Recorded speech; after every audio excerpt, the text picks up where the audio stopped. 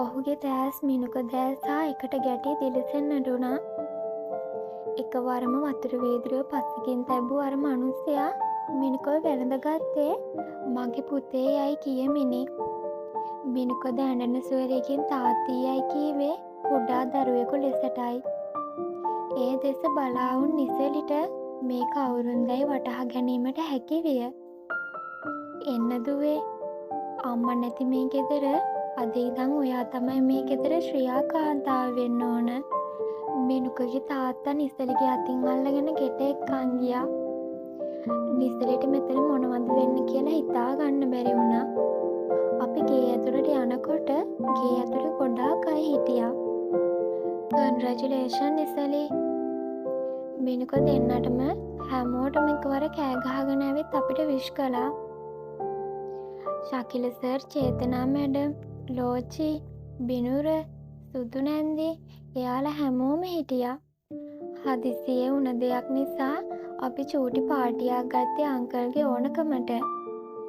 ශකිල sir එහෙම කීවම චේතනා මැඩමුත් ඒකට හවුල් වුණා. ඔව්වනේ, අංකල් අපිට එන්න කීවේ ඊයේ රෑ. අපිත් පාන්දර තමයි මෙහෙට ආවේ. නිසැලිට තාමත් මේ දකින්න හීනයක් කියලාමයි හිතෙන්නේ. නිසැලි හිමින් ලෝචනාට ලං වුණා. ඒ බං ලෝචි, මොකක්ද බං මේ වෙන්නේ? හරි හරි, පස්සේ තේරෙයි. ඔබ බලාගෙනවත් හිටපන්කෝ. හැමෝම කාලා බීලා විනෝද වෙන අතරේ සුදු නැන්ද අපි ළඟට ආවා. පුතේ නිසැලි, ඔයා තාමත් බයෙන් වගේ ඉන්නේ ඇයි? සමහර විට මිහිඳිගේ ප්‍රශ්නය වෙන්නේ නැති නේද? නිසැලි ඔව් කියන්න වගේ සුදු නැන්ද දෙස බැලුවා. පුතේ, අපේ මිනු මිහිඳුව මැරි කරන්නම තමයි හිටියේ. හැබැයි එදා උත්සවයේදී මිහිඳිගේ තාත්තට පලිගන්න සිද්ධ වුණා. මිනුකගේ අම්මා මැරුවේ එයා කියලා. මේ දේපල වලට තියෙන ආශාවට. එයා කලින් ප්ලෑන් කරලා තියෙන්නේ අක්කාව රවට්ටගෙන අයියව මරන්න. ඒක කරගන්න බැරි වුණ නිසා අයියව රවටගෙන දුවඩිංග මෙයාගේ කරේ ගහන්න හැදුවා. අක්කා ඒක දැනගෙන හිටියා. අපේ අයියාත් අක්කා කියන දෙයක් ඇහුවේ නැහැ. යාළුවාට තැන දුන්නා. එයා එදත් අයියාගේ ලවාම ගෙදර හිටපු අයව නිවාඩු දීලා ඇරියා. අයියයි අක්කයි අතර බහින් බස්සීමක් වුණා. මිහිඳිගේ මිනුකගේ මකුල සම්බන්ධව අක්කා තරහින් කාමරයට ගිහින් දොර වහගත්තා. වික්‍රමසිංහ ඔක්කොම ප්ලෑන් කරලා කාමරේ ඉඳලා තියෙන්නේ. අක්කාගේ හුස්ම හිර කරලා මරලා පැනගෙන. අයියා කාමරයට ගියේ අක්කාගේ සද්දයක් නැති නිසා බලන්න. කොට්ටි තිබුණේ මූණ නිසා අයියා ඒක අරන් දාලා බලලා තියෙන්නේ. හැංගිලා හිටපු වික්‍රමසිංහ එතෙන්ට ඇවිත් බොරු ශාකි හැදුවේ එහෙම තමයි. පවුදෙයනේ තාත්තා, නිසැලිට එහෙම කියවුණා. "ඔව් පුතේ, ඔයා මිනුකට මුණ ගහන්න මෙයත් මිහිඳිට අන්ධ වෙලා හිටියේ. අයියාගේ වාසනාවට තමයි ඔයා ඔතන වැඩට එව්වේ." එතකොට මිහිඳිට මොකද උනේ නැන්දේ? මේවා අහුවේගෙන එනකොට ඒකේ වෙන රටකට පැනගත්තා. නිසැලි සුසුමකින් අය සැහැල්ලු කරගත්තේ ඇයට තිබුණ ලොකුම ප්‍රශ්නය මිහිඳි නිසයි. දැන් ඒ විසඳී හමාරයි. නිසැලි මිනුකගේ මුහුණ දෙස බැලුවේ. "ඇයි ඉතින් මට බොරු කිව්වේ?"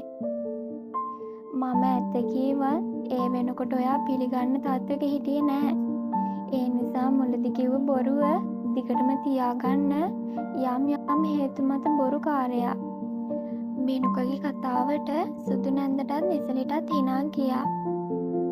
"මේ පුතේ, අපි යමු නේද ඇතුළට? හරි නෑනේ. ඔක්කොමලා ඇතුළේ ඩාන්ස් කරනවා. අපේ මහත්තයයි අයියයි දෙන්නත් ඔය එකතුනේ සෑහෙන කාලෙකින්." රාත්‍රී 11 පමණ වන විට එක්කෙනා යන්න පිටත් වුණා. බිනුරත් ලෝචනත් ඇවිත් හිටියේ ශකිල සර්ගේ වාහනය නිසා. ඒ දෙන්නත් පස්සේ දවසක මෙහෙන පොරොන්දුව පිට 4 දෙනාම යන්න ගියා. සුදු නැන්දත් මාමත් මිනුකගේ තාත්තවත් එක්කරගෙන නැන්දලාගේ ගෙදර ගියා.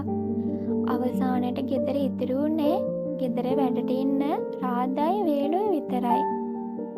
ඒ දෙන්න ගෙදර ආස්පස් කරන වැඩ පටන් අරන්. හරි මහන්සි. යමු නේද වොෂ් එකක් දාගන්න. මිනුක නිසලිගේ කරවට අතයවමින් උඩට එක්කන් ගියා. නිසලිට එතකොටයි මතක් වුණේ අපි ට්‍රිප් එක ඇවිත් නතර වුණේ මේ ගෙදර කියලා. මතකද මෙතන? පළවෙනි වතාවට මේ අත අල්ලගත්ත තැන? මතකයි. මම එදා හිතුවා කවදා හරි මේ අත ගන්නවමයි කියලා.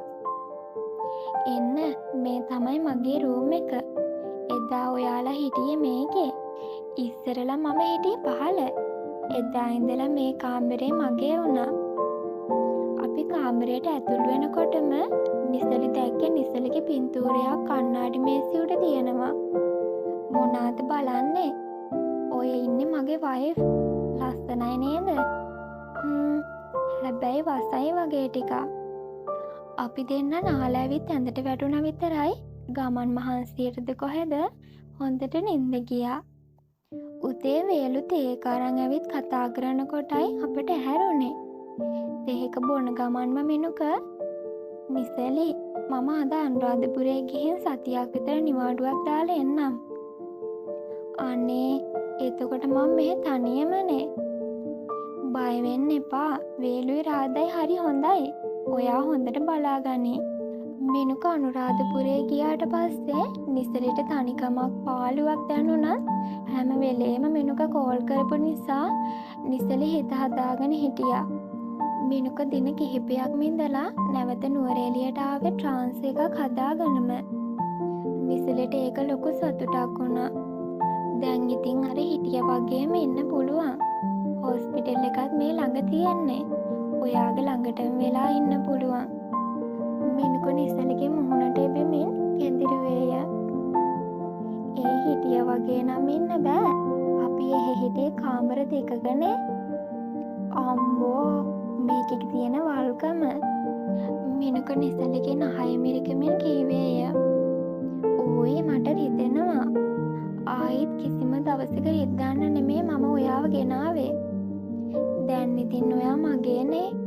මිනුක නිසලි වැන්දට දාගත්තේ දොරත් වහගෙනම. නිසලිට ටිකක් නුහුරු බවක් දැනුණත් මිනුකගේ දෑල් සිල්ලන ඒ පහසට නිසලි නැත වුණේ ඇයවත් නොදැනිමයි. වේදනාවක් දැනුණද එය මිහිරිය. කිසිදා නොවිද ඒ සොඳුරු පහස ඇයත් ඔහුත් රිසිසේ වින්දේය. ටික වෙලාවකින් මිනුකගේ පහසින් මිදුණු නිසලි වොෂ්රූම් එකට යන්න ලෑස්ති වුණේ. ඒත් ඇඳේ රෙද්දේ දුටු දෙයින් නිසලිට අදහගන්න බැරි වුණා. මිනුමේ නිසලි ඇඳේ රෙද්ද පෙන්වමින් මිනුක ළඟ වාඩි වුණා. ඕක තමයි ඇත්ත නිසලි. අද තමයි ඔයා මගේ වුණේ. අදින් පස්සේ ඔයා මගේ විතරමයි. නිසලිව සිප ගන්න ගමන් මිනුක කීවේය. එතකොට එදා හොස්පිටල් එකේදී මොකද වුනේ? මොකුත් උන්නේ මම දැනගෙන හිටියා ඔයා සාම්ප්‍රදායික විදිහට හිතන ගෑනු ළමයි කියලා. ඒ නිසා බිනුර එක යයි කියලා බයට එහෙම රඟපෑමක් කළා. එතකොට මම ප්‍රෙග්නන්ට් උනේ කොහමද? ඉතින් ළමයෝ මම ඩොක්ටර් කෙනෙක් නේ. දින පහ වෙන බෙහෙත් දීලා මමම කීවා ඔයා ප්‍රෙග්නන්ට් කියලා. මිනු ඔයා නම් මහා කපටි මිනිහෙක් අනේ. මෙහෙමයි මුලින්ම බිනුරගෙන් අයින් කරගන්න ඕන නිසා අර වැඩේ කළා. ඊට පස්සේ බිනුර ඔයා යාළුවා ගෙදර අරන් යනවා කිව්ව නිසා බබේ කියලා බොරුවක් කියලා අරන් ආවා. පස්සේ ඔයා ජීවත් වුණේ ඇත්තටම දරුවගේ ලෝකේ. මට බය හිතුණා. ඊට පස්සේ ඉතින් සර්ප්‍රයිස් එකටත් එක්කම මේ විදිහට අරන් ආවා. ඒකට කියන්නේ කපටිකම කියලා නෙමෙයි. මට ඕන වුණ ආදරේ ලොකු කට්ටක් කාලා මම ගත්තා එච්චරයි. අනේ ඇත්තට මෙනු ඔයා නම් කොහොමද දෙයියනේ මෙච්චර ලොකු බොරුවක් කරලා මට චුට්ටක්වත් නොදැනෙන්න හිටපු විදිහ. අනිත් එක එකම ගෙදර මෙච්චර ආදරයක් ඕනකමක් තියාගෙන හිටපු විදිහ. අනේ මන්දා මට හිතා ගන්න බෑ. ඔව් මමත් මාව පාලනය කරගෙන හිටිය අමාරුවෙන්. හැබැයි බැරි වෙලාවත් මට ඔයාව ගන්නම බැරි වුණොත් ඒ කියන්නේ මෙහෙදිගේ ප්‍රශ්න ප්‍රශ්න එක්ක එයාගේ තාත්තට මම මරන්න බැරිකමකුත් නෑනේ. ඒ නිසා ඔයාට තව කෙනෙක් ළඟට යන්න වුණත් ඉඩ තියලා පරිස්සම් කළා. හැබැයි ආයෙනම් කාටවත් දෙන්නේ නෑ. ඔයා මගේ විතරමයි. අපි අපේමයි. සත්තයි. මං ඔයාට ගොඩක් ආදරේ නිසලි. මමත් මිනු ඔයාට ආදරේ. වසර කිහිපයකට පසු මෙහෙ ගොඩාක් වෙනස් වෙලානේ මිනු. ඒකනේ අපි හිටපු තැන්ද කියලා හිතෙනවා. ඒ තරම් වෙනස් වෙලා. අලුතින් බිල්ඩින් හැදිලා. හොස්පිටල් එකත් ලොකු වෙනසක් වෙලා.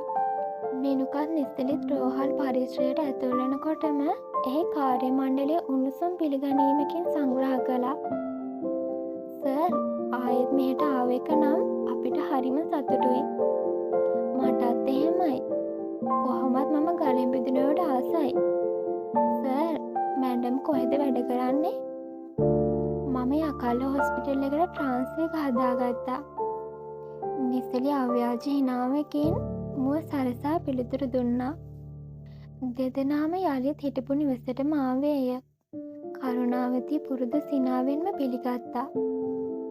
ඒත් ඇයි නම් දැන් ටිකක් දුර්වල වෙලා. ඒත් ඇගේ ආදරේ නම් දුර්වල වුණේ නෑ. නිසලි වාහනයෙන් බැස්ස ගමන්ම කරුණාවතිගේ දෙපා වැදලා මුහුණ සිපගත්තා. මයි සුදු නෝනේ තවත් ලස්සන වෙලා. දැන් ඉතින් දොස්තර නෝන කෙනෙක්නේ. ඒත් ඉස්තර හුරතල්ලුන පොඩි එකී වගේමයි. එහෙම කියලා කරුණාවති රෙදි පොටෙන් කඳුළු පිහදාගත්තා. ඔන්න කරුණාමේ දැන් මගේ හුරතල් නෙවේ. ඔයාට හුරතල් බලන්න කෙනෙක් අරන් ආවේ. මං බලාගත්ත වගේම මෙයාවත් බලාගන්න වෙයි. නිසලි කාර් එක ඇතුලේ හිටපු රාතට කතා කළා. මාස 4ක විතර චූටි පැටියෙක් අරන් රාත වාහනයෙන් බැස්සා. දැන් ඉතින් ගෙදර වැඩ රාත බලාගන්නේ. කරුණාවතියට තියෙන්නේ මෙයා පරිස්සමට බලාගන්න. මේ අපි දෙන්නගේ ජීවිතේ. මිනුක කරුණාවතියට එහෙම කියලා මිනුකගේ අතින් දූ පැටික්කේ වරන් කරුණාවතියට දුන්නා.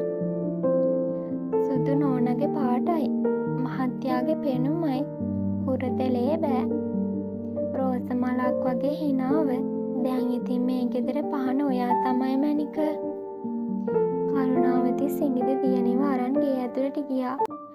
මිනුකත් නිසලි දෑත් පටලවන් ගේ ඇතුළට ගියේ ජීවිතේ නව පිටුවක් පෙරලන්නයි. ඒ ප්‍රේක්ෂක ඔබේ ආදරයත් එක්ක